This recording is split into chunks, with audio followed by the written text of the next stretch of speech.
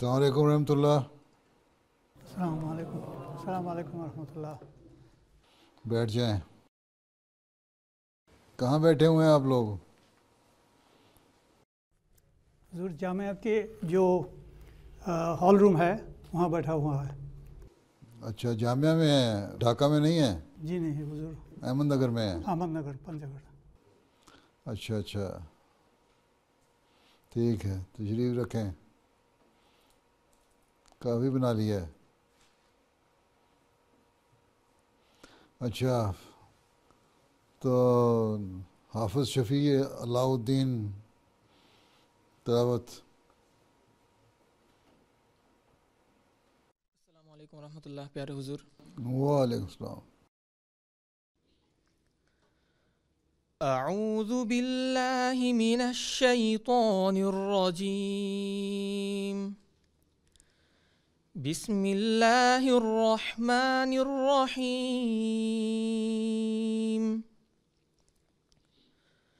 رب هب لی من الصالحین. فبشرناه بغلام حلیم. فلما بلغ معه السعي قال يا بني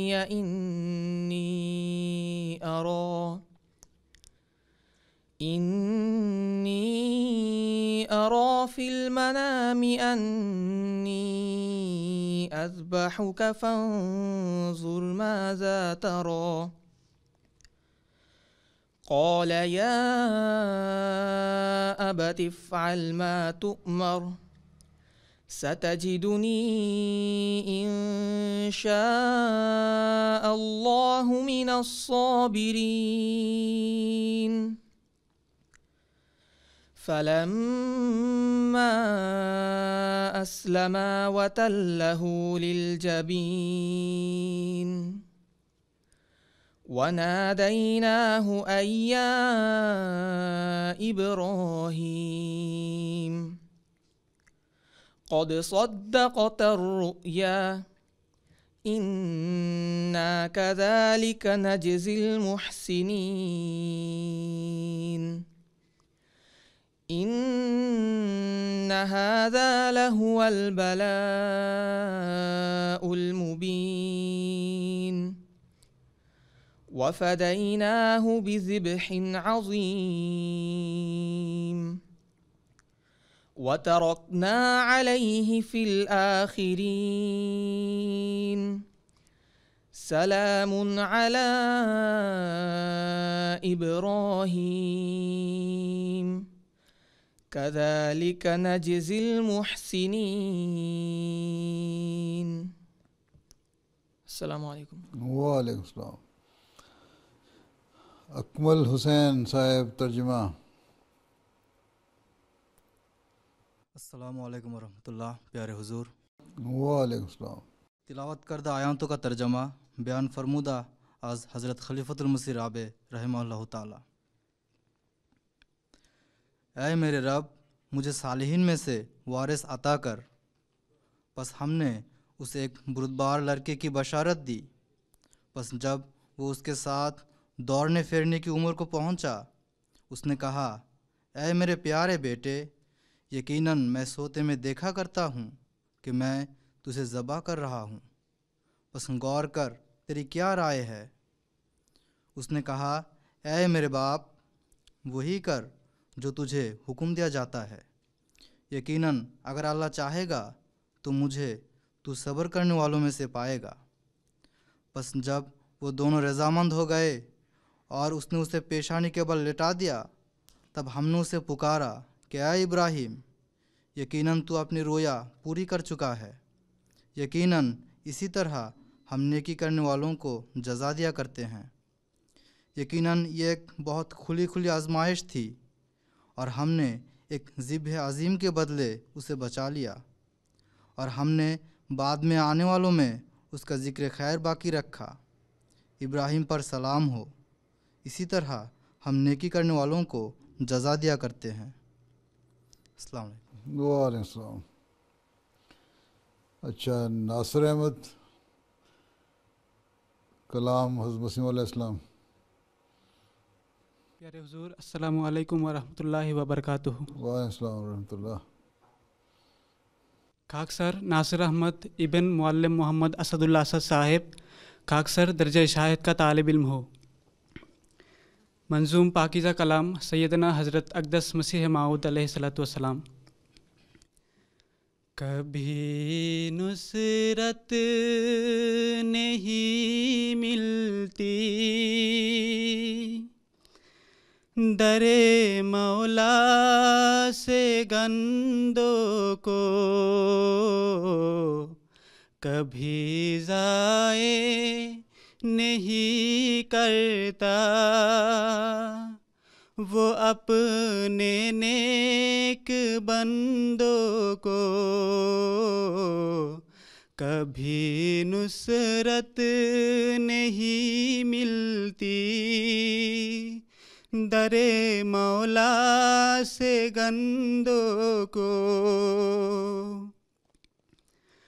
وہی اس کے مقرب ہے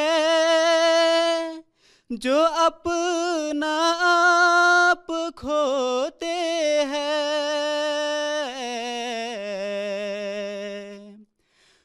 وہی اس کے مقرب ہے جو اپنا آپ کھوتے ہیں، وہی اس کے مقرب ہے جو اپنا آپ کھوتے ہیں، نہیں رہا اس کی عالی بارگاہ تک خود پسندوں کو، کبھی نصرت نہیں ملتی در مولا سے گندوں کو، یہی تدبیر ہے پیارو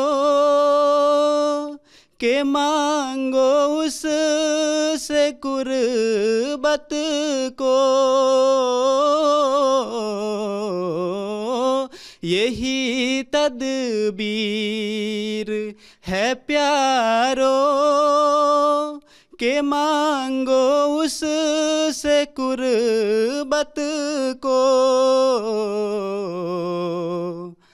اسی کے ہاتھ کو ڈھونڈو جلاؤ سب کمندوں کو،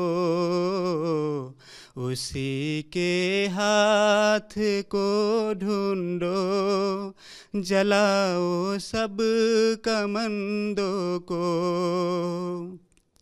کبھی نصرت نہیں ملتی در مولا سے گندوں کو،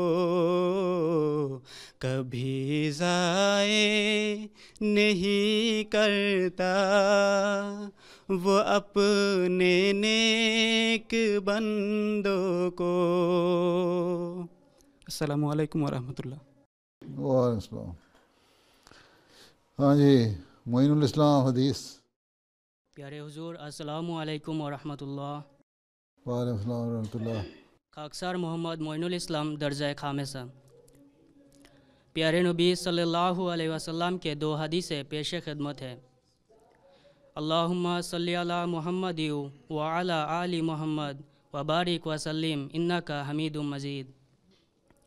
عن ابی ہریرہ رضی اللہ عنہ ان رسول اللہ صلی اللہ علیہ وسلم قال من دعا الی ہدی کان لہ من الاجر مثل اجور من تبعہ لا ينقص ذلك من اجورهم شيئا ومن دعا الى ضلالة كان عليه من الاسم مثل آثام من تبعه لا ينقص ذلك من آثامهم شيئا۔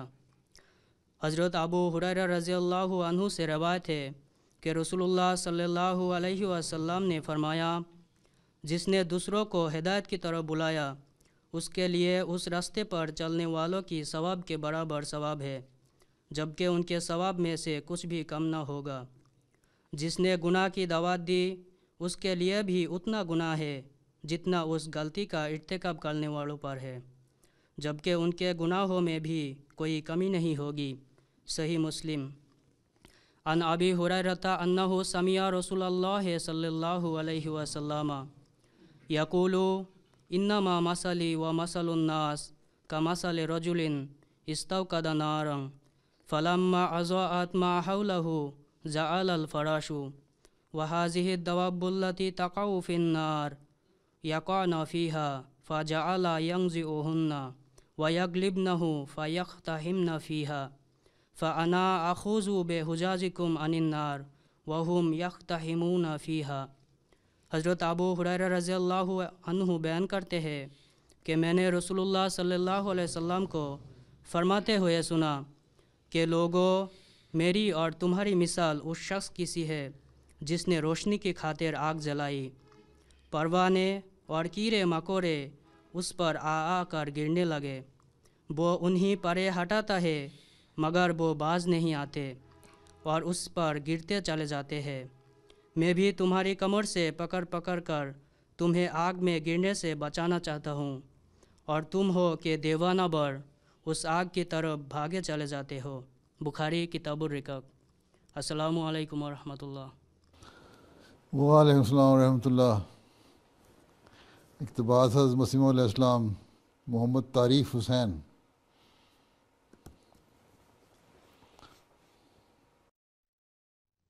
پیارے حضور السلام علیکم ورحمۃ اللہ وبرکاتہ۔ وعلیکم السلام ورحمۃ اللہ وبرکاتہ۔ خاکسار محمد طارف حسین ابن معلم محمد عامر حسین صاحب درجہ خامسہ۔ ملفوظات آج حضرت اقدس مسیح موعود علیہ السلام پیش خدمت ہے۔ حضرت اقدس مسیح موعود علیہ السلام فرماتے ہیں، پس میں چونکہ خود تجربہ کار ہوں اور تجربہ کر چکا ہوں، اور اس وقت کے لیے اللہ تعالیٰ نے مجھے وہ جوش عطا فرمایا ہے کہ اگر مجھے یہ بھی کہہ دیا جاوے کہ اس وقت میں کوئی ثواب اور فائدہ نہیں ہے بلکہ تکلیف اور دکھ ہوگا، تب بھی میں اسلام کی خدمت سے رک نہیں سکتا۔ اس لیے میں اپنا فرض سمجھتا ہوں کہ اپنی جماعت کو نصیحت کروں اور یہ بات پہنچا دوں۔ آئندہ ہر ایک کا اختیار ہے کہ وہ اسے سنے یا نہ سنے۔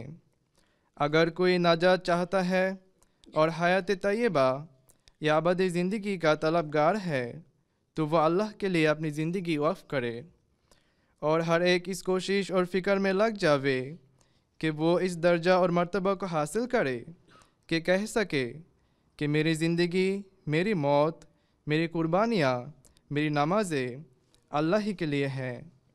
اور حضرت ابراہیم علیہ السلام کی طرح اس کی روح بول اٹھے، اسلمت لرب العالمین، یعنی میں تو تمام جہانوں کے رب کے لیے فرمانبردار ہو چکا ہوں۔ جب تک انسان خدا میں کھویا نہیں جاتا، خدا میں ہو کر نہیں مرتا، وہ نئے زندگی پا نہیں سکتا۔ پس تم جو میرے ساتھ تعلق رکھتے ہو، تم دیکھتے ہو کہ خدا کے لیے زندگی کا وقف میں اپنی زندگی کی اصل غرض سمجھتا ہوں۔ پھر تم اپنے اندر دیکھو، تم میں سے کتنے ہیں جو میرے اس فعل کو اپنے لیے پسند کرتے ہیں اور خدا کے لیے زندگی وقف کرنے کو عزیز رکھتے ہیں۔ ملفوظات جلد اول صفحہ 502۔ السلام علیکم ورحمۃ اللہ۔ وعلیکم السلام۔ ہاں جی، قصیدہ محبوب احمد رفیع، فردوس حسن، سلیمان احمد۔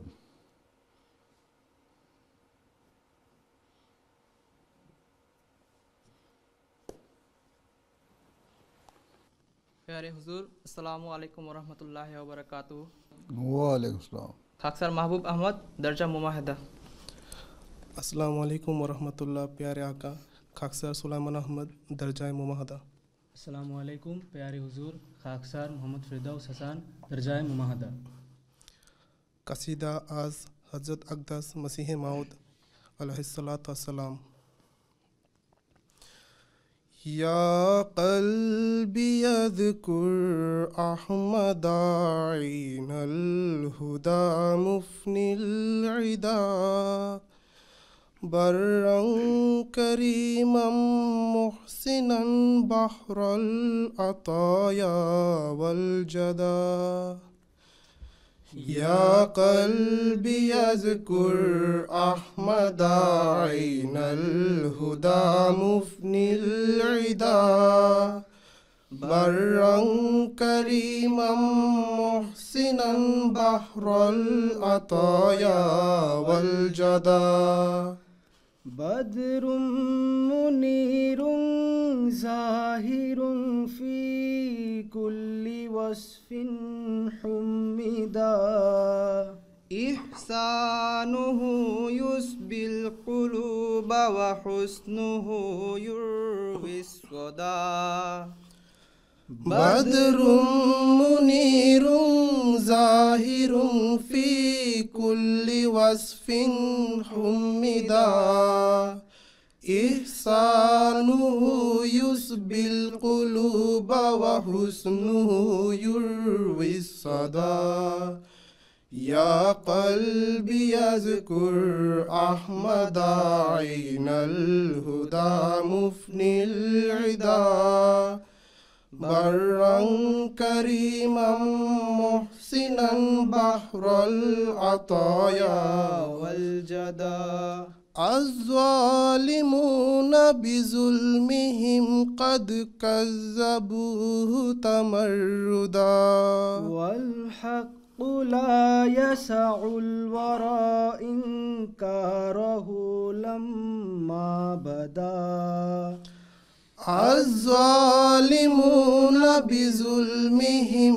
قد كذبوه تمردا والحق لا يسع الورى إنكاره لما بدا یا قلبی اذکر احمد عین الہدا مفنی العدا برا کریما محسنا بحر العطایا والجدا نور من اللہ الذی احیا العلوم تجددا المصطفى والمجتبى والمقتدى والمجتدى نور من اللہ الذی احیا العلوم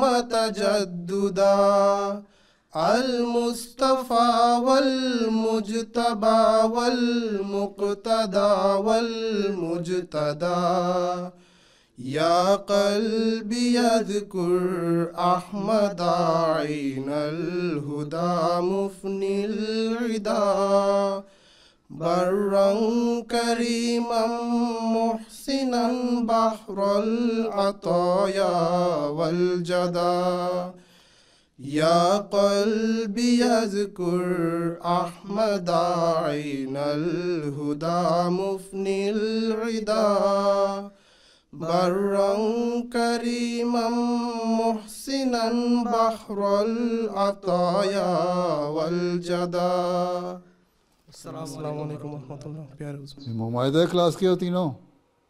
جی حضور. کیا عمر ہے؟ کتنے سال کے ہو؟ 1.5 سال. تمہارا نا عمر کیا ہے تمہاری عمر؟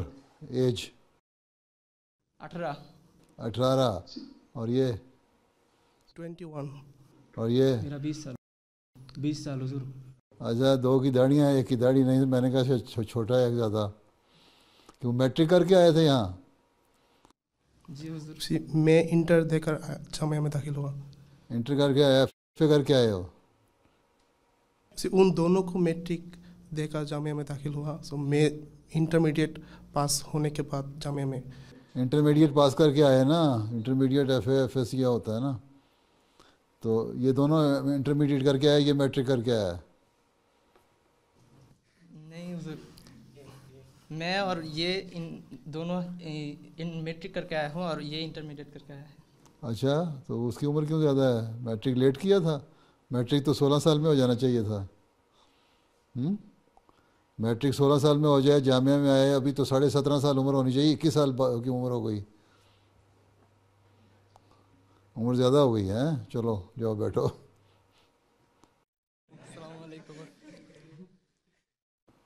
ہاں جی پرنسپل صاحب جامعہ.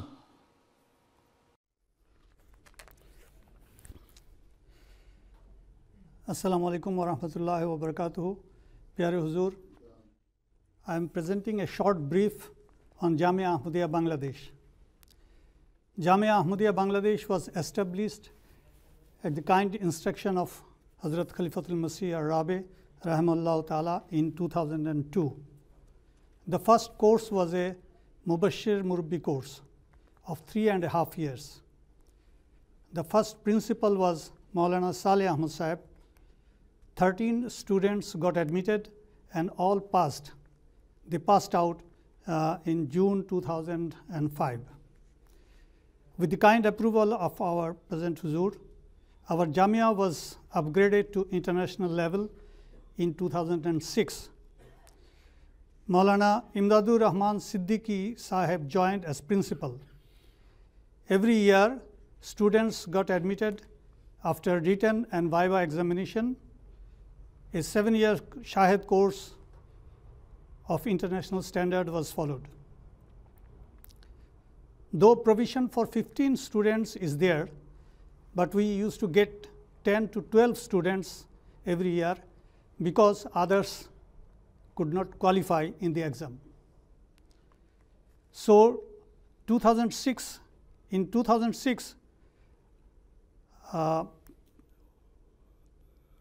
the first batch passed, and the last year, eighth Shahid batch passed. Total till date, 65 students are working in the field and also some in Jamia. Jamia was first established. Principal صاحب بغیر اینک لگائے پڑھ رہے ہیں, لگتا ہے پڑھا نہیں جا رہا آپ سے. اینک لگا کے پڑھائیں. اچھا. Jamia was first established in our headquarters in Dhaka. The accommodation was congested. In 2019, Huzur Aqdas permitted us to shift Jamia to our new premise here in Ahmednagar, Panchgarh. Huzur Aqdas granted us a beautiful Jamia building. Just opposite side of the Jamia is our 16-acre Jalsagah. About 900 Ahmadiyya population live here around 3 sides of the Jamia. The other side is open field, green cultivable land. It is very calm and scenic location. 2 kilometers from Ahmednagar, we have another Jamaat named Shalshiri.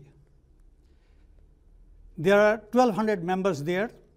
Huzur can now see the mosque, Shalshiri Mosque, and the Mahalla there by the side of the river. Our mosque is Shalshiri Mosque is just by the side of the river. Our Jamia building has 4-storied foundation, but presently we could construct only 2-story. We need to construct another floor very soon because we need more space for our library, and we need to provide individual accommodation or cubicle for the final year students. The main Jamia building has 8 classrooms, teachers' common room, library, computer room. The hostel block is separated by a open space and garden. The hostel has 16 rooms which can accommodate 64 students. Just beside the Jamia building, we have our teachers' accommodation. We have a modern building and 8 flats. Presently, Jamia has a multi-purpose tin shade hall where we are sitting now. Huzur can watch the hall room is a tin shed hall room. It can accommodate 200 people. It is a multi-purpose room, multi-purpose hall room. We have our prayer room here also, and adjacent is our veranda, which is 10 feet wide, and it serves our dining room.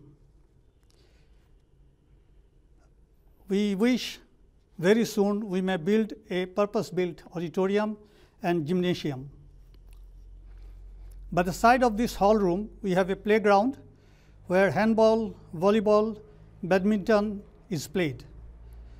But for football and cricket, our students have to cross over the road and go to the Jalsagah, where large playground is available. Every morning, light exercise is compulsory here. Afternoon, a game is scheduled. Before class starts, we have assembly in the open field. National flag is hoisted and national anthem is sung after the Quran Tilawat. It is a government requirement here for all educational institutions. Jamia has 47 students in total now. We have 14 teachers, teaching staff, including me. Here we fervently submit to Huzur that every year some students drop out from Jamia. The main few reasons are, number one, some students fail to abide by the rules and discipline of Jamia. Those ample scope is given to them. Number two, some students have real language barrier. They cannot learn languages like Arabic and Urdu. Some students cannot face the routine life here. They are brought up with much care by their parents. Huzur, we are much grateful that Maulana Abdul Majid Tahir Sahib, additional Wukil Tafsir, visited our Jamia last year at the instance of Huzur Aqdas. We received valuable guidance from him, and since then we are progressing, alhamdulillah. Our Board of Governors have taken initiative to develop our quality of instructions and also to provide all necessary support. Mohtaram National Amir Sahib is specially attentive to this, that our students get the real ruh of Waqf. Jamia Board is also considering sending some teachers abroad for specialization under direction from additional Wukal Tafsir. Huzur, we are trying to build our boys as per Huzur's standard, and we expect that by the grace of Allah, they will be worthy soldiers of Khilafat, inshallah. I humbly request Huzur Aqdas to pray for us all and for Bangladesh. Language barrier तो principal साहब के लिए भी है लगता है मुझे, हैं? अच्छा, अब क्या कहते हो? हाँ जी स्टूडेंट्स, हाँ जी क्या कहते हैं? आप बैठ जाएं, प्रिंसिपल साहब यू जस्ट सिट डाउन. हाँ स्टूडेंट्स, क्या पूछते हो? पूछना है कुछ? अस्सलाम वालेकुम रहमतुल्लाह. वालेकुम अस्सलाम रहमतुल्लाह. हाँ जी सर, अतउल वासे फजलुल खास का तालिब इल्म हूँ. वो फजलुल खास क्या है मुमायदा? फजलुल खास क्या है? उर्दू सिखाने के लिए फजलुल खास? फजलुल खास में क्या सिखाते हैं? उर्दू? हाँ, और कुरान नाज़िरा और अरबी थोड़ा सा सिखा देते हैं ताकि मुमाहिदा जाके वो रेगुलर जो कोर्स है वो पढ़ सकें. अच्छा अच्छा. फजलुल खास भी 1 साल का है, 6 महीने का है? ये अभी पहले 6 महीना हुआ करता था, लेकिन कोरोना की वजह से ये 1 साल हो गया है. अच्छा, बैठ जाओ फिर. बैठ जाएं आप. हाँ ठीक है. फजलुल खास तवल वासे क्या पूछते हो? हुजूर खाक सर का सवाल ये है कि जामिया की पढ़ाई काफ़ी मुश्किल है, پڑھائی کو یاد کرنے کا اور ذہن نشین کرنے کا سب سے آسان طریقہ کیا ہے؟ آسان طریقہ یہ ہے کہ جو کل پڑھنا ہے نا وہ ٹیچر سے پوچھ لیا کریں، وہ آج گھر سے پڑھ کے جائیں، اور جو ٹیچر پڑھائے جامعہ میں اس کو گھر واپس آ کے جامعہ میں سے واپس آ کے ہاسٹل میں بیٹھ کے دوبارہ اس کو ریوائز کر لیں ہیں۔ ایک دفعہ جو لیکچر سننا ہے اس کو پڑھ کے جائیں، اور جو لیکچر سن لیا اس کو آ کے دوبارہ ریوائز کریں، ریپیٹ کریں، تو وہ آپ کو یاد ہو جائے گا۔ سمجھ آئی؟ کوئی دلچسپی بھی لینی ہے، پھر دعا بھی کرو ساتھ، اللہ تعالیٰ سے دعا بھی کرو کہ اللہ تعالیٰ ذہن کو جلا بخشے اور یاد بھی ہو جائیں باتیں ہیں۔ رب ارنی حقائق الاشیاء کرے ہو، رب زدنی علما پڑھو، ہیں ٹھیک؟ چلو جی حضور، چلو پھر جزاکم اللہ حضور۔ السلام علیکم ورحمۃ اللہ۔ وعلیکم السلام۔ آگے کون ہے؟ السلام علیکم ورحمۃ اللہ۔ پیارے حضور، وعلیکم السلام۔ کیا فرماتے ہیں موشی الرحمان؟ خاکسر کا نام مسیح الرحمان ہے، درجہ ثانیہ کا طالب علم ہوں۔ کہتے مسیح الرحمان اور لکھا موشی الرحمان ہوا ہے۔ ہاں اچھا اچھا ٹھیک ہے، بولا ٹھیک ہے کم از کم۔ اچھا ٹھیک، بتاؤ کیا فرماتے ہو؟ میرا سوال یہ ہے کہ ہم خدا کے پیارے کیسے بنیں اور خدا کو اپنا پیارا کیسے بنائیں؟ اچھا، تو اللہ تعالیٰ نے طریقہ سکھایا ہوا ہے کہ میری باتیں مانو تو میرے پیارے بن جاؤ گے، اور یہ تو دونوں طرف سے باتیں ہوتی ہیں۔ صحابہ کیا کیا کرتے تھے؟ صحابہ ہیں وسلم سے محبت کرتے تھے نا، قرآن شریف میں یہی لکھا ہے نا، ہاں فتبعونی یحببکم اللہ، فتبعونی یحببکم اللہ۔ وسلم نے فرمایا کہ میری، اللہ تعالیٰ نے فرمایا وسلم کو بتا دو ان کو کہ میری اتباع کرو تو اللہ تعالیٰ تم سے محبت کرے گا، تمہیں پیارا بنا لے گا۔ اور اتباع کیا ہے؟ سنت پہ عمل۔ حضرت صلی اللہ علیہ وسلم نے جو کام کیے ان پہ عمل۔ وسلم جس طرح نمازیں پڑھتے تھے سنوار کے صلی اللہ علیہ وسلم، اس طرح نمازیں پڑھو۔ حضرت صلی اللہ علیہ وسلم نوافل پڑھتے تھے، وہ نوافل پڑھو۔ حضرت صلی اللہ علیہ وسلم ذکر الہی فرماتے تھے، وہ کرو۔ حضرت صلی اللہ علیہ وسلم لوگوں سے اخلاق سے پیش آتے تھے، اس طرح اخلاق سے پیش آؤ، تو اللہ تعالیٰ کے پیارے بن جائیں گے۔ اور یہی چیزیں ہیں، پانچوں وقت کی نمازیں سنوار کے پڑھیں، قرآن کریم کی تلاوت کریں، اس کو سمجھیں، اور اس میں سے جو احکامات ہیں اللہ تعالیٰ کے ان پر عمل کریں، اور عبادات کے ساتھ دوسرے بندوں کے حقوق ادا کریں، تو یہی چیز اللہ تعالیٰ کا پیارا بنانے والی ہے۔ اور یہی ایک مربی کی خصوصیات ہونی چاہیے، اور جب یہ خصوصیات ہوں گی تو فیلڈ میں جا کے آپ کامیاب مربی ہوں گے، جو آپ اللہ تعالیٰ کی عبادت کی طرف بھی لانے والے ہوں گے لوگوں کو، اور لوگوں کے حق ادا کرنے کی طرف توجہ دلانے والے بھی ہوں گے۔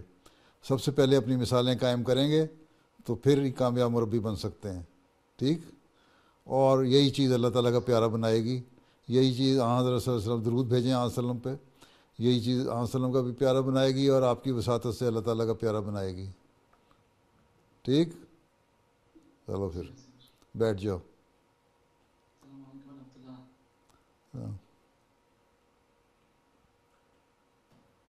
پیارے حضور، السلام علیکم ورحمۃ اللہ۔ وعلیکم السلام ورحمۃ اللہ۔ خاکسر محمد عثمان غنی، درجہ خامسہ۔ اچھا غنی صاحب کیا فرماتے ہو؟ حضور میرا سوال یہ ہے کہ ہم وقف کی حقیقی روح اپنے اندر کس طرح پیدا کر سکتے ہیں؟ ابھی تک یہی نہیں پتہ لگا، خام صاحب تک پہنچ گئے، ابھی تک یہی نہیں پتہ لگا وقف کی حقیقی روح کیا چیز ہے، ہیں؟ اپنے وقف کی حقیقی روح اس سے پیدا ہو سکتی ہے جب انسان اپنے آپ کو مار دے اور حقیقی طور پہ خدا تعالیٰ کا ہو جائے، ہیں؟ بدتر حضرت مسیح علیہ السلام نے فرمایا بدتر بنو ہر ایک سے اپنے خیال میں، ہیں؟ اپنے خیال میں ہر ایک سے اپنے آپ کو کم سمجھو، ہیں؟ ہمیشہ یہ یاد رکھو کہ حضرت مسیح علیہ السلام کے اللہ تعالیٰ نے الہاماً فرمایا تھا کہ تیری عاجزانہ راہیں اسے پسند آئیں، عاجز بن کے رہو، علم حاصل کر کے تکبر نہ پیدا ہو جائے، ٹھیک؟ اور تیسری بات یہ ہے کہ ہمیشہ اپنے آپ کو عاجز سمجھتے ہوئے یہ خیال رکھو میں تھا غریب و بے کسو ہوں گمنام و بے ہنر، میں کوئی چیز نہیں تھا، اللہ تعالیٰ نے مجھے توفیق دی کہ میں جامعہ میں آؤں، اللہ تعالیٰ نے مجھے توفیق دی کہ میں جامعہ سے پاس ہو کے مربی اور مبلغ بنوں، اللہ تعالیٰ نے مجھے توفیق دی کہ میں لوگوں کی تربیت کے سامان پیدا کروں، اللہ تعالیٰ نے مجھے توفیق دی کہ میں تبلیغ کر کے مبلغ بن کے تبلیغ اسلام کروں اور اپنے قوم کے لوگوں کو دین سکھاؤں۔ یہ چیزیں میرے میں اندر عاجزی پیدا کرنے والی ہونی چاہیے اور اللہ تعالیٰ کا قرب دلانے والی ہونی چاہیے۔ جب یہ چیز احساس پیدا ہوگا تو اللہ تعالیٰ کی عبادت کی طرف بھی توجہ پیدا ہوگی اور لوگوں کے حق ادا کرنے کی طرف توجہ پیدا ہوگی، اپنے نفس کا جائزہ لینے کی طرف توجہ پیدا ہوگی۔ ہر وقت دیکھتے رہیں کہ میرے نفس میں کوئی ایسی چیز نہ ہو جو اللہ تعالیٰ کو ناپسندیدہ ہو۔ اللہ تعالیٰ ہمیں ہر وقت دیکھ رہا ہے، ہر وقت یہ خیال رکھیں کہ ہمارا ہر فعل جو ہے اللہ تعالیٰ کے سامنے ہے اور ہم نے اللہ تعالیٰ کو خوش کرنے کے لیے ہر کام کرنا ہے۔ جب یہ کریں گے تو آپ کامیاب ہو جائیں گے۔ ٹھیک ہے، بس ٹھیک ہے، جاؤ پھر بیٹھ جاؤ۔ پیارے حضور السلام علیکم ورحمۃ اللہ۔ وعلیکم السلام ورحمۃ اللہ۔ خاکسر راشد الحسن درجہ مماہدہ کا طالب علم ہوں۔ اچھا، فرماؤ کیا فرماتے ہو؟ درجہ مماہدہ صاحب راشد الحسن صاحب کیا فرماتے ہیں آپ؟ خاکسر کا سوال یہ ہے کہ جب آپ مختلف ملک کے وزیر اعظم سے ملتے ہیں یا پارلیمنٹ سے خطاب کرتے ہیں تو کون سی دعائیں کرتے ہیں؟ دعا کرتے ہیں، دعا یہی کرتے ہیں کہ اللہ تعالیٰ ان کے ایک تو یہ کہ کسی سے خوف زدہ ہونے کی ضرورت نہیں، ہم احمدی ہیں اور ہمیں پتہ ہے کہ ایک احمدی مسلمان جو ہے اس کو کسی کے روب میں آنے کی ضرورت نہیں ہے۔ اور اللہ تعالیٰ نے حضرت مسیح علیہ السلام کو بھی فرمایا تھا کہ نصرت و بالرعب، کہ تجھے مدد دی گئی ہے روب کے ساتھ، اس لیے ہمارا روب دونوں دنیا پہ قائم ہے، ہمیں کسی کے روب میں آنے کی ضرورت نہیں ہے۔ باقی اللہ تعالیٰ سے دعا مانگتے ہیں کہ اللہ تعالیٰ مدد کرے، سینہ کھولے ہیں، اور باقی عام دعائیں اللہ کا ساتھ پڑھ کے اور اللہ کا نام لے کے خطاب کر لیتے ہیں، بس کوئی خوف زدہ ہونے کی ضرورت ہی نہیں کسی چیز سے ہیں۔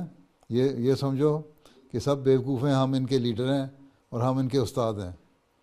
جب ہم ان کے استاد ہیں تو پھر کسی سے ڈرنے کی ضرورت کیا ہے؟ نہ کچھ چاہے پارلیمنٹ آ جائے یا پارلیمنٹیرین آ جائے، نہ میں نے دیکھا ہے دنیا کے پارلیمنٹیرین کو کچھ پتہ ہے، ان کا علم بھی کوئی نہیں، محدود علم ہوتا ہے، تھوڑی تھوڑی باتیں، صرف سیاست کی تھوڑی سی باتیں ہوتی ہیں، اس کے بعد بیٹھ جاتے ہیں۔ نہ کوئی بادشاہ یا وزیر اعظم کوئی غیر معمولی کوئی چیز ہے، ہوا، کوئی ڈرنے کی ضرورت ہے اس سے۔ ہمارے تو جو مبلغین ہیں، اچھے مبلغین تجربہ کار، وہ بھی بڑے بڑے لوگوں سے مل لیتے ہیں اور بغیر ڈرے ملتے ہیں، ان کو پتہ ہے کہ ہم نے دنیا کو گائیڈ کرنا ہے۔ یہ ذہن میں رکھو کہ ہم نے دنیا کی رہنمائی کرنی ہے، ہم نے دنیا کو گائیڈ کرنا ہے۔ جب یہ پتہ ہو کہ ہم نے دنیا کی رہنمائی کرنی ہے، ہم نے دنیا کے گائیڈ کرنا ہے، تو پھر کسی قسم کا خوف کی ضرورت نہیں، اور یہ بھی پتہ ہو کہ اللہ تعالیٰ کی مدد ہمارے ساتھ ہے، یہ بھی پتہ ہو کہ اللہ تعالیٰ نے حضرت مسیح سے وعدہ کیا کہ تمہاری نصرت مدد تائید اور میں فرماؤں گا۔ تو بس پھر یہ سارا کچھ پتہ ہو تو دعا کرو اور اللہ تعالیٰ کا نام لو، بسم اللہ پڑھو ہیں، اور یہ بھی دعا پڑھا کرو کہ رب حبلی حکمن ولکھنی صالحین وجعل لی لسان صدق فی الآخرین، یہ دعا بھی پڑھا کرو، رب اشرح لی صدری ویسر لی امری واحلل عقدۃ من لسانی، یہ بھی پڑھا کرو ہیں۔ تو یہ ساری دعائیں بھی پڑھتے رہا کرو، اور سمجھو کہ تم نے دنیا کو لیڈ کرنا ہے، دنیا رہنمائی کرنی ہے، تو یہ چیزیں تو ذہن میں ہوں گی تو کبھی کوئی پریشانی نہیں ہوگی۔ ٹھیک ہے، تو مجھے تو اللہ کے فضل سے کبھی کوئی پریشانی نہیں ہوئی، چاہے بڑے سے بڑا لیڈر ہو۔ امریکہ میں جب میں گیا ہوں کیپٹل ہل میں خطاب سے ایک دن پہلے، وہاں کے ٹاپ کے 3 پادری جو ان کے آرمی میں بھی اور سروسز میں بھی خطاب کرتے ہیں اور بڑے مجے ہوئے لوگ تھے، وہ آئے، میرے سے ملاقات تھی ایک دن پہلے، تو مجھے کہنے لگے کہ کل تمہارا خطاب ہے پارلیمنٹ کیپٹل ہل میں، تو تمہیں کوئی خوف پیدا ہو رہا ہوگا یا کوئی تیاری کر رہے ہوگے پتہ نہیں کیا. تو میں نے اسے کہا مجھے کوئی خوف نہیں، میں نے تو بات کرنی ہے قرآن کریم کی تعلیم کی روشنی میں، اللہ رسول کے حکموں کی روشنی میں، اور وہ مجھے پتہ ہے کہ وہ بات ایسی ہے اس کا مقابلہ تم لوگ نہیں کر سکتے. کہتا ہے اچھا ہم تو جب حالانکہ بڑے مزے ہوئے ہیں اور سال سے سروسز میں بھی کام کرتے ہیں اور بڑے بڑے پارلیمنٹ میں جا کے وہاں کیپٹل میں بھی بعض دفعہ ہمیں بولنا پڑتا ہے، لیکن ہر دفعہ جب ہم جاتے ہیں ہمارے اندر ڈر ہوتا ہے کہ پتہ نہیں ہم کس طرح بولیں گے. لیکن تم تو کہتے ہیں مجھے ڈر ہی کوئی نہیں. میں کہا مجھے ڈرنے کی ضرورت کوئی نہیں، اللہ ہمارے ساتھ ہے. ٹھیک، اس لیے کوئی پرواہ کی ضرورت نہیں، اور اللہ پھر ساتھ دیتا ہے. ٹھیک، چلو پھر بیٹھ جاؤ.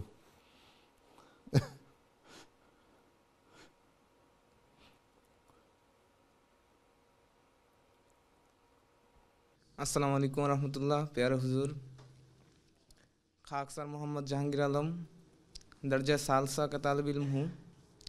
خاکسار کا سوال ہے کہ حضرت اقدس مسیح موعود علیہ السلام پر الہام ہوا کہ بادشاہ تیرے کپڑوں سے برکت ڈھونڈیں گے. جی، بارہ میں پیارے حضور کے مبارک زبان سے کچھ سننا چاہتے ہیں. کیا سننا چاہتے ہیں؟ ہاں، کیا سننا چاہتے ہیں؟ ہیں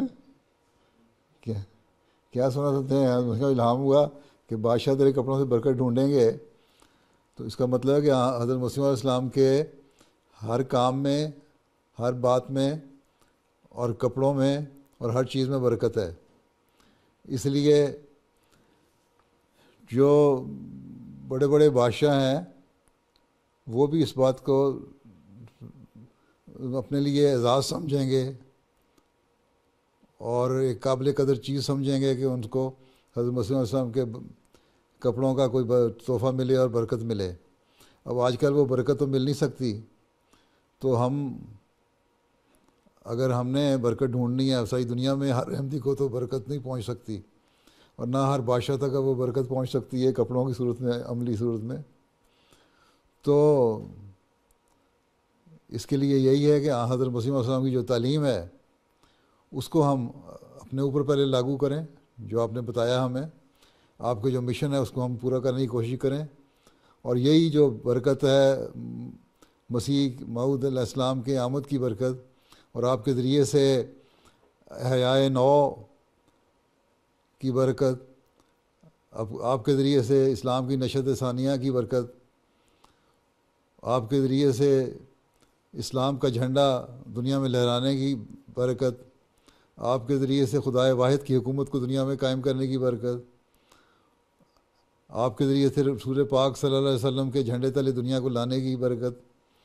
یہ چیزیں برکات تو آپ ہمیں دے گئے، ان کو اب ہم نے حاصل کر کے ان سے فائدہ اٹھا کے دنیا میں پھیلانا ہے. ٹھیک ہے، باقی کپڑوں کی برکت ہے وہ اپنی جگہ ہے عملی طور پہ، اور چیزوں کی برکت ہے. اب یہ میں نے انگوٹھی پہنی ہوئی ہے علیہ السلام کی، یہ حضرت مسیح علیہ السلام کی انگوٹھی ہے، وہی پہلے والی انگوٹھی جس پہ الہام ہوا تھا اور آپ نے بنوائی تھی اور آپ نے پہنی. یہ میں نے برکت کی حاصل پہنی ہوئی ہے.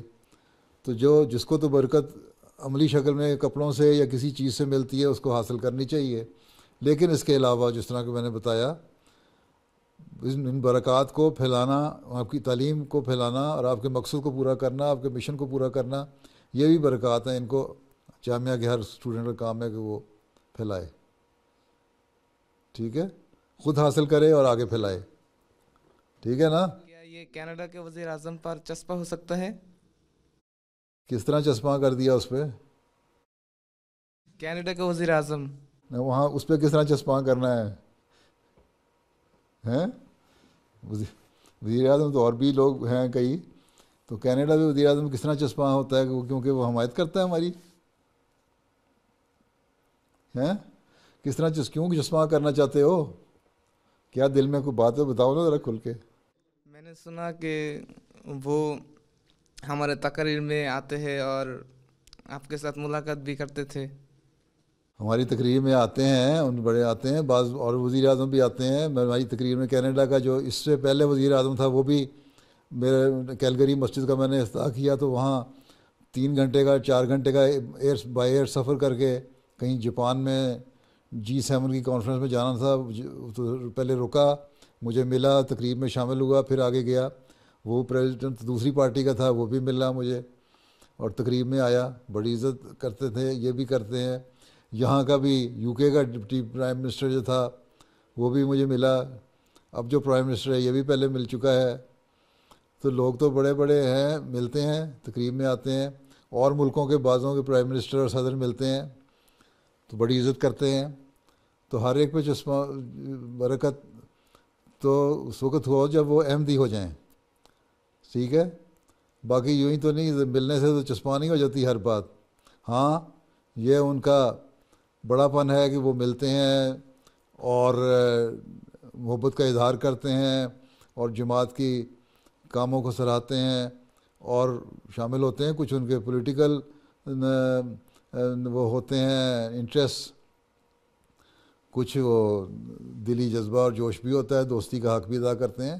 تو اور دنیا کے ملک بھی تو ہیں، افریقہ کے بہت سارے ملکوں کے صدران ہیں، بہت اخلاص سے ملتے ہیں تو بلکہ بعض وہ فون پہ بات بھی کر لیتے ہیں میرے سے. تو وہ ان کو کیوں نہ برکت ہوئی جو صرف کینیڈا پہ لاگو کر رہے ہو.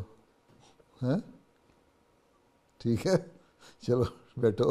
صرف بڑے آدمیوں سے مروب نہ آیا کرو، چھوٹے آدمیوں کا بھی خیال رکھا کرو. جزاکم اللہ حضور. السلام علیکم. ہاں چلو. وعلیکم السلام. پیارے آقا، خاکسار کا نام محمد احسان آصف، میں درجہ ثالثہ کا طالب علم ہوں. حضور میرا سوال یہ ہے کہ معاشرے میں عموماً دو قسم کے لوگ ہوتے ہیں. اول جن کو مذہب سے کوئی دلچسپی نہیں، دوم جن کو دلچسپی تو ہے لیکن وہ مذہبی شدت پسند ہے. حضور ہم ان لوگوں کو کیسے تبلیغ کر سکتے ہیں؟ مذہب سے جن کو دلچسپی نہیں وہ مادیت پرست ہو چکے. آج کل دنیا میں بڑی تعداد جو ہے اس کو مذہب سے دلچسپی نہیں رہی. اور اس میں سے بھی ایک دنیا کے جو یورپین ممالک ہیں یا دوسرے مذاہب کے لوگ ہیں، مسلمانوں میں اظہار کم ہے لیکن عملاً ان کا بھی یہی حال ہے. لیکن دوسرے لوگ جو ہیں دوسرے مذاہب کے لوگ وہ اظہار بھی کر دیتے ہیں کہ وہ خدا تعالیٰ کو نہیں مانتے. اس لیے دہریت زیادہ پھیل رہی ہے، دہریوں کی تعداد بڑھ رہی ہے دنیا میں. دوسرے رہ گئے مسلمان، وہ لوگ جو اپنے آپ کو مذہبی کہلاتے ہیں، یا عیسائی وہ لوگ جو اپنے آپ کو مذہبی کہلاتے ہیں لیکن مذہب سے دلچسپی نہیں ہے کیونکہ مذہبی تعلیم سے دلچسپی نہیں ہے. وہ اور مادیت میں ڈوبے ہوئے ہیں اور دنیا داری ان پر غالب آ گئی ہے. اور یہی آخری زمانے کی حالات کا نقشہ کھینچا تھا حضرت صلی اللہ علیہ وسلم نے. اور اسی آخری زمانے کی حالات کو نقشہ جب کھینچا تھا تو اس میں اس وقت مسیح موعود نے آنا تھا. اور انہی لوگوں کے لیے سورہ جمعہ میں آیات نازل ہوئی تھیں اور یہودیوں کی مثال دے کے کہا گیا تھا کہ وہ دیکھو تم لوگ ویسے نہ ہو جانا. اور آخری جو 3 آیات ہیں سورہ جمعہ کی آخری رکوع کی جو 3 آیات ہیں اس میں یہی بنایا کہ چھوڑ دیتے ہیں، دنیا داری میں پڑے ہوئے ہیں اور نمازیں اور عبادتیں چھوڑ کے بیٹھے ہوئے ہیں. پھر یہ تو پہلی قسم کے لوگوں کی 2 قسمیں ہو گئیں. اور تیسری قسم یہ ہے جو شدت پسند ہو گئے. اب شدت پسندی بھی جو تھی حضرت مسیح علیہ السلام کی آمد سے پہلے تو مسلمان اسلام کو بھول چکے تھے. اسی لیے عیسائیوں نے یہاں آ کے پاکستان کی جو سب کانٹیننٹ ہے، بنگلہ دیش، ہندوستان اور پاکستان، اس میں تبلیغ کی اور 30 لاکھ مسلمانوں کو عیسائی بنا لیا. بڑے بڑے پادری مسلمان مولوی جو تھے وہ عیسائی ہو گئے کیونکہ اسلامی تعلیم نہیں تھی. حضرت مسیح علیہ السلام نے آ کے ان کو تھوڑا سا ابھارا. اب حضرت مسیح موعود کی مخالفت میں جب یہ اٹھے تو پھر انہوں نے ایک لہر اسلام کے حق میں تو پیدا کر لی اپنے اندر ایک طبقے میں، لیکن ساتھ ہی شدت پسندی بھی پیدا کر لی. حضرت مسیح علیہ السلام یہی فرماتے ہیں کہ ان لوگوں کے جو مولوی جو مخالفین ہیں ان میں بھی اسلام میری مخالفت کی وجہ سے آیا ہے، ان میں پہلے کوئی نہیں تھا، اسلام بھول چکے تھے یہ. اب ان شدت پسندوں کو ہمیں بتانا ہے کہ اسلام کی اصل خوبصورت تعلیم کیا ہے. اور یہی حضرت مسیح علیہ السلام نے فرمایا کہ یہی چیزیں ہمیں ساروں کو بتانی چاہیے کہ اور یہی مقصد 2 ہیں میری آمد اور بعثت کے مقصد، کہ ایک یہ ہے کہ بندے کو خدا کے قریب لانا اس کو عبادت کرنے والا اور اللہ تعالیٰ کے حق ادا کرنے والا بنانا، یہ ان لوگوں کے لیے بھی ہے جو دہریت کی طرف مائل ہیں، اور ان لوگوں کے لیے بھی جو ہے دنیا پرستی کی طرف چلے گئے لیکن اپنے آپ کو مذہبی کہتے ہیں۔ اور تیسرے، بندے کو بندے کے حقوق ادا کرنے والا بنانا، یہ ان لوگوں کے لیے بھی ہے، یہ تینوں کیٹیگریز کے لیے ہے۔ دہریت والوں کو بھی بتانا کہ خدا تعالیٰ کے حقوق کیا ہیں، بندوں کے حقوق کیا ہیں۔ جو مذہب کو ماننے والے ہیں لیکن عمل نہیں کرتے، ان کو بھی بتانا کہ اللہ تعالیٰ کی عبادت کے بعد دوسرا فرض ایک دوسرے کے حق ادا کرنا، یہ اللہ تعالیٰ کا حکم ہے، قرآن کریم اس سے بھرا پڑا ہے اس تعلیم سے۔ تیسرے، وہ لوگ جو شدت پسند ہیں ان کو بتانا کہ شدت پسندی اسلام کی تعلیم نہیں ہے۔ حضرت صلی اللہ علیہ وسلم کی زندگی تو لوگوں پہ احسان کرتے ہوئے گزر گئی ساری۔ حضرت صلی اللہ علیہ وسلم کو تو قرآن کریم نے اللہ تعالیٰ نے رحمت للعالمین فرمایا۔ جب رحمت للعالمین ہے تو تم لوگ تو لوگوں کے لیے زحمت بن رہے ہو۔ کوئی ایک واقعہ بیان کر دو جہاں حضرت صلی اللہ علیہ وسلم نے خود انیشیٹو لے کے لوگوں پہ کوئی جنگیں ٹھوسی ہوں، کہیں بھی نہیں آیا۔ قرآن کریم میں جہاں جنگ کا حکم آیا، پہلی دفعہ جنگ کرنے کا، سورۃ الحج میں، وہاں 40ویں 41ویں آیت ہے، وہاں یہی حکم آیا کہ دیکھو تمہیں اس لیے اذن دیا جاتا ہے، تمہیں اس لیے اجازت دی جاتی ہے کہ یہ لوگ اب حد سے بڑھ گئے ہیں، اور اگر یہ لوگ اور ان کے ہاتھوں کو روکنا ضروری ہے، بعضوں کو بعض کے ذریعے سے ہم روکتے ہیں، اگر ان کو اسی طرح جاری رہے یہ، تو پھر نہ کوئی چرچ باقی رہے گا، نہ کوئی یہودیوں کا سیناگوگ باقی رہے گا، نہ کوئی ٹیمپل باقی رہے گا، نہ کوئی مسجد باقی رہے گی۔ تو اللہ تعالیٰ نے تو قرآن کریم میں یہ حکم جب جنگ کا دیا تو مذہب کی حفاظت کے لیے دیا۔ شدت پسندوں کو کہ تم نے کہاں سے یہ تعلیم لے لی؟ اللہ تعالیٰ تو کہتا ہے کہ مذہب کی حفاظت کرو، دوسرے مذہبوں کی بھی حفاظت کرو، کیونکہ اللہ تعالیٰ نے تو واضح فرما دیا کہ پھر تو جو مذہب کے مخالف قوم لوگ جو ہیں اور مذہب کو ختم کرنا چاہتے ہیں اور تم پہ حملہ کرتے ہیں، تب ان سے جنگ کرو۔ یہ نہیں ہے کہ تم اپنے انٹرسٹ کے لیے یہودیوں پہ حملہ کر دو یا عیسائیوں پہ حملہ کر دو یا بدھسٹ پہ حملہ کر دو یا ہندوؤں پہ حملہ کر دو اور ان کو مارنا شروع کر دو بلا وجہ۔ یہ شدت پسندی جو ہے اسلام اس کے مخالفت کرتا ہے اور اس کی تعلیم نہیں دیتا۔ حضرت صلی اللہ علیہ وسلم کی ہمیں زندگی اس پر گواہ ہے کہ آپ نے کوئی ایسی بات نہیں کی اور ہمیشہ لوگوں کو معاف فرمایا، اور آپ کی معافی کا ہی ہم نظارہ دیکھتے ہیں فتح مکہ کے بعد بھی۔ لا تثریب علیکم اليوم کہا، ان لوگوں کو کہا جنہوں نے بے شمار ظلم کیے تھے۔ تو ہمیں اس چیز کو لوگوں کو بتانا ہوگا، ان شدت پسندوں کو، کہ تم لوگ کس غلط کام میں پڑ گئے ہو۔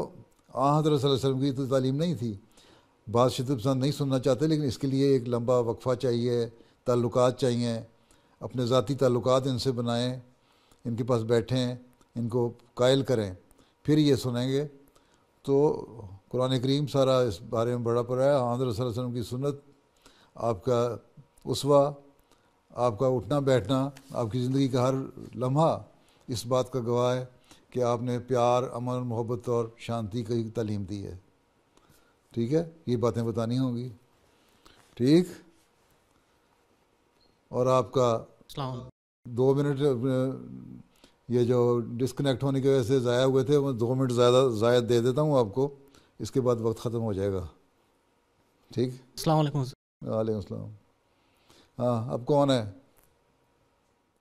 پیارے حضور السلام علیکم ورحمۃ اللہ۔ وعلیکم السلام۔ مصباح الدین ہے، درجہ ثانی کا طالب علم ہوں۔ حضور میرا سوال یہ ہے کہ میرے کچھ غیر از جماعت رشتہ دار ہے، جب بھی میں ان سے احمدیت کے متعلق کوئی بات کرنا چاہتا ہوں تو وہ منہ پھیر لیتے ہیں، اس سلسلے میں مجھے کیا کرنا چاہیے؟ منہ پھیر لیتے ہیں تو پھر یہ تو ان کی بدقسمتی ہے بیچارے کہ وہ حق کو سننا نہیں چاہتے۔ ان کے لیے دعا کریں، اور دعا کر کے کہیں کہ احمدیت کی باتیں ان سے نہ کیا کرو، ان سے صرف اسلام کی باتیں کیا کرو، ٹھیک ہے۔ ان کو احمدیت کی تبلیغ نہ کرو۔ ایک تو ان کے لیے دعا کرو کہ اللہ تعالیٰ ان کے دلوں کو نرم کرے، دوسرے ان سے کہو تم مسلمان تو ہو نا، چلو آپ حضرت صلی اللہ علیہ وسلم کی سیرت پہ باتیں کر رہے ہیں، صحابہ کی سیرت اور ان کے اسوے پہ باتیں کریں ہیں، قرآن کریم کی جو حکم ہے ان کے اوپر بات کرتے ہیں.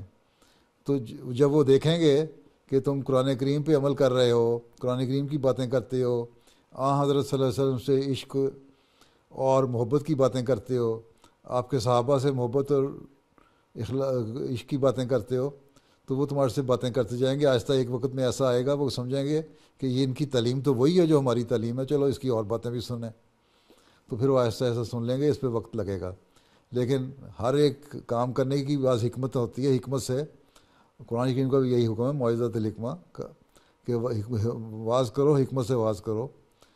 اگر ایک نہیں سننا چاہتا تو اس کو دوسرا طریقہ اختیار کرو.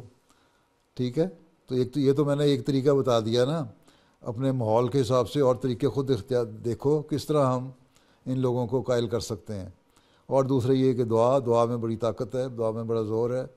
اس کے لیے دعا کرو گے تو اللہ تعالیٰ سب قدرتیں رکھنے والا ہے، وہ ہر چیز کا سب قدرتوں کو مالک ہے. اگر اس کے نزدیک ان لوگوں کے دلوں میں نرمی پیدا ہونی ہے اور ان کے انجام بخیر ہونے ہیں تو وہ ان کے دلوں کو کھول دے گا. ہم نے اپنی کوشش کرتے رہنا ہے. یہی حضرت صلی اللہ علیہ وسلم کو حکم تھا کہ اب تم نے تبلیغ پہنچانی ہے، تبلیغ کرو، لیکن تمہارے پہ یہ فرض نہیں کہ ضرور ان کو احمدی بناؤ. ہاں، تبلیغ کرنے کے مختلف طریقے ہوتے ہیں. حضرت صلی اللہ علیہ وسلم نے جو صلح حدیبیہ سے پہلے جب وہ گئے تھے، اس بار یہاں تک بھی راضی ہو گئے تھے اس شرط پہ کہ ٹھیک ہے ہم مکے والوں کو تبلیغ نہیں کریں گے، لیکن ارد گرد والوں کو ہم تبلیغ کرتے ہیں، وہاں تم لوگ چھیڑ چھاڑ نہیں کرو گے ہمارے سے. اب وہاں یہی معاہدہ بھی ہو گیا تھا کہ مکے والوں کو تبلیغ نہیں کریں گے. اس بات پہ بھی راضی تھے آن وسلم. سب سے بڑے مبلغ تو آن وسلم ہے نا، تو آپ نے، اور مکے والے آپ کے رشتہ دار بھی تھے، اس کے باوجود آپ نے اس معاہدے پہ قائم ہونے لگے تھے، پہ راضی تھے اس بات پہ بھی کہ ٹھیک ہے تمہیں نہیں ہم تبلیغ کرتے، لیکن باقی جو علاقہ پڑا ہے وہاں ہم جب تبلیغ کریں گے تم لوگ ہمارے سے چھیڑ چھاڑ نہیں کرو گے. تو اس لیے کہ کچھ عرصے کے لیے وہ تبلیغ بند ہونی تھی، کیونکہ آن وسلم کو پتہ تھا کہ کچھ عرصے کے بعد خود ہی ان لوگوں نے پھر میری بات سننی ہے. تو کچھ عرصے کے لیے اپنی اسٹریٹجی بدلنی پڑتی ہے. ضروری نہیں ہوتا کہ ڈائریکٹ جا کے آدمی حملہ کر کے تو کہے تم مسیح موعود آ گیا نہیں مانو گے جہنمی ہو جاؤ گے، اگلا تمہاری گردن کاٹ دے گا، جہنمی ہو جاؤ گے، تم کون جہنم میں پھینکنے والے ہیں.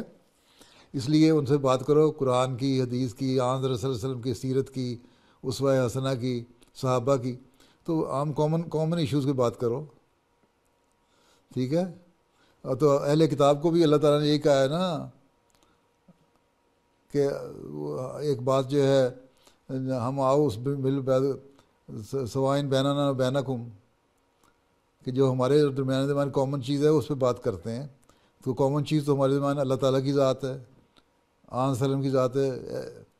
اہل کتاب یا دوسروں سے اگر ہم کر سکتے ہیں باتیں تو اپنے رشتہ داروں سے بھی کر سکتے ہیں اس طرح.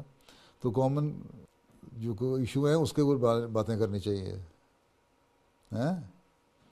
تو اس سے کرو گے تو آپ ہی وہ آہستہ سے سن لیں گے. لڑائی جھگڑا کرنے کی ضرورت ہی نہیں کسی سے. ٹھیک ہے، چلو اب چھٹی کرو. السلام علیکم. ہاں جی، وقت ختم ہو گیا. آپ کے اول صاحب، آپ اول صاحب بیٹھے ہیں میرے رائٹ پہ. آپ ایک میرے رائٹ پہ اول صاحب ہیں اور میرے لیفٹ پہ ایکسٹریم لیفٹ پہ آخر صاحب ہیں.